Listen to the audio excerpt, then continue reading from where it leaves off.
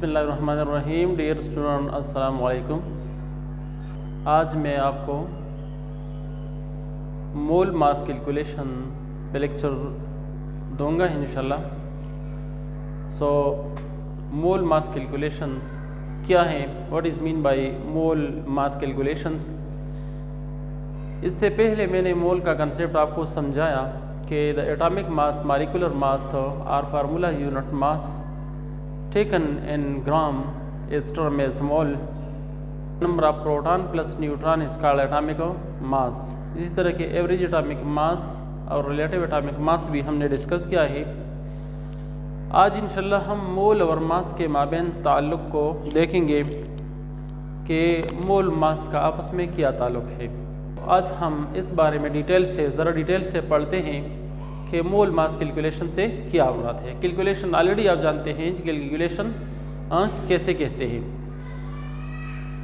हम कहते हैं कि it is a type of chemical calculations.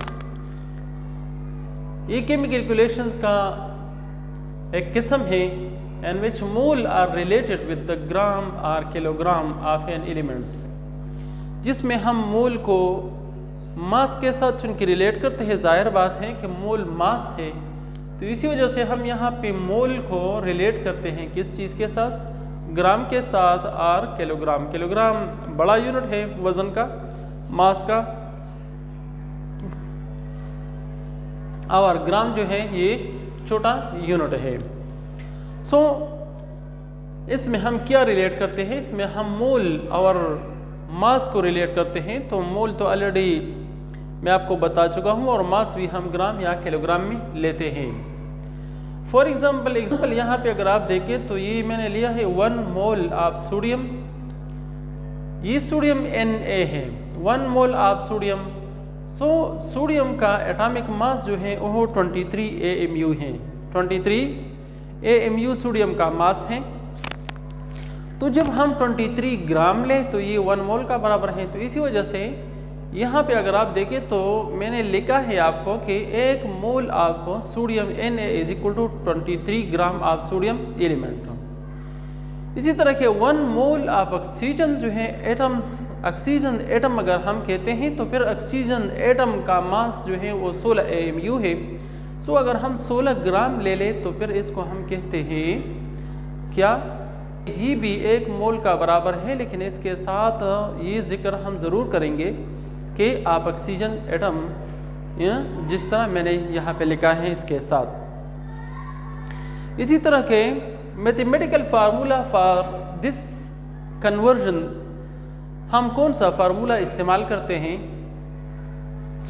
अगर यहाँ पे आप देखें ये फार्मूला है, यहाँ पे है नंबर ऑफ मोल्स। चूँकि यहाँ पे ये मोल और मास का रिलेशन हम मालूम करते हैं, तो इसी वजह से यहाँ पे नंबर ऑफ मोल्स मैंने लिखा है और ब्रैकेट में स्मॉल n लिखा है। स्मॉल n जो है ये नंबर ऑफ मोल्स को जाहिर करता है। हम रिप्रेजेंट करते हैं मोल्स को स्मॉल n से। Is equal to given mass in grams. Given mass in grams, जो मास वो हमें किसी ने हमें दिया हो वो गिवन मास होगा। और यहाँ पे मोलर मास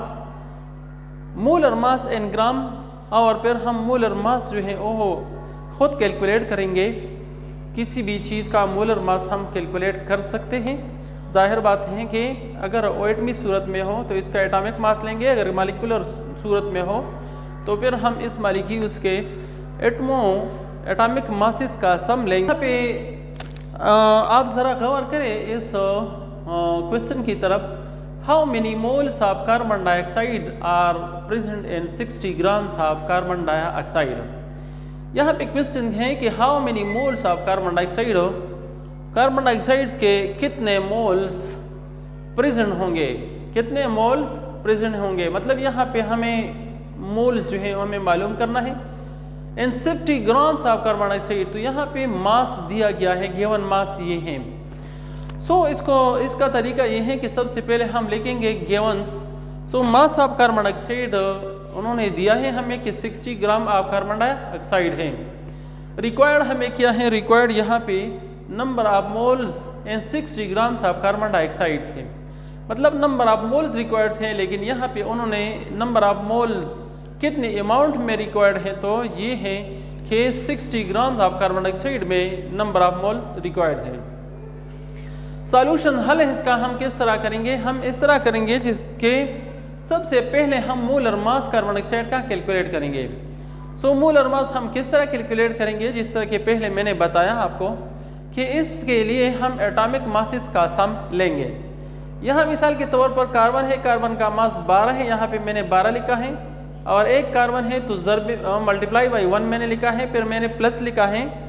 और ये ऑक्सीजन है तो एक ऑक्सीजन का मास जो है एटॉमिक मास 116 है, यहाँ पे 2 ऑक्सीजन एटम्स हैं या 1 ऑक्सीजन मॉलिक्यूल्स है, तो यहाँ पे मैंने 16 मल्टीप्लाई बाई 2 लिखा है। इसी तरह के इसका जो सम आता है 12 प्लस 16 2 ज़ारो 32, सो 16 2 ज़ार 32 आता है एंड 12 1 ज़ार 12 आता है, तो इसका सम आता है 44 ग्राम, 44 ग्राम इसका सम आता है।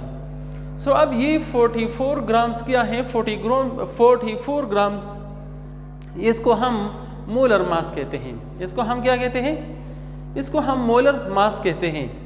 और जब मोलर मास हमने मालूम किया, गिवन मास तो पहले से उन्होंने हमें दिया है कि 60, यहाँ पे देख सकते हैं आप 60 ग्राम है, तो इसके लिए अब हम सिंपली मैथमेटिकली फार्मूला जो है the number of moles of carbon dioxide and 60 grams कितने होंगे, अब हम कहते हैं कि ये कितने होंगे, तो इसके लिए हम जस्ट फार्मूला इस्तेमाल करेंगे। कौन सा फार्मूला, जो कि पहले मैं आपको बता चुका हूँ कि by using formula number of moles यानी n is equal to given mass in grams divide by molar mass in grams. So given mass in gram already यहाँ पे गिवन है, आप देख सकते हैं कि क्वेश्चन में हमें दिया गया ये अमाउंट है, मतलब ये 60 ग्राम जो है ये गिवन अमाउंट है, तो ये गिवन मास है। यहाँ पे मोलर मास इन ग्राम्स है, तो मोलर मास किस चीज़ का, चूँकि हमें कार्बन डाइऑक्साइड्स के मोल्स की तादाद वो चाहते हैं, तो हम इसका मास खुद कैलकुलेट करेंगे। मोलर मास कार्बन डाइऑक्साइड का मोलर मास, कार्बन डाइऑक्साइड का मोलर मास क्या होगा, इसके मतलब मॉलिक्यूल्स के सम, हम कहते हैं कि molecular mass taken in gram is also term as mole. Atomic mass, molecular mass और formula unit mass taken in gram is term as mole. So यहाँ पे अगर हम ये मॉलिक्यूल जो है कार्बन डाइऑक्साइड मॉलिक्यूल का मास चुनके कितना बनता है, ये 44 बनता है।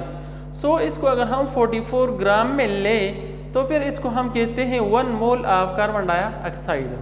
सो इसी वजह से अब हम कहते हैं कि नंबर ऑफ मोल्स आप मालूम करें। सो नंबर ऑफ मोल्स अब हम मालूम करते हैं कि ये 60 ग्राम्स में कितने मोल्स ऑफ कार्बन डाइऑक्साइड होंगे, तो इसके लिए फार्मूला हम इस्तेमाल करते हैं। So number of moles is equal to given mass divide by molar mass. Given mass already 60 है एंड आप देख सकते हैं इधर, और मोलर मास जो है वो 44 ग्राम है।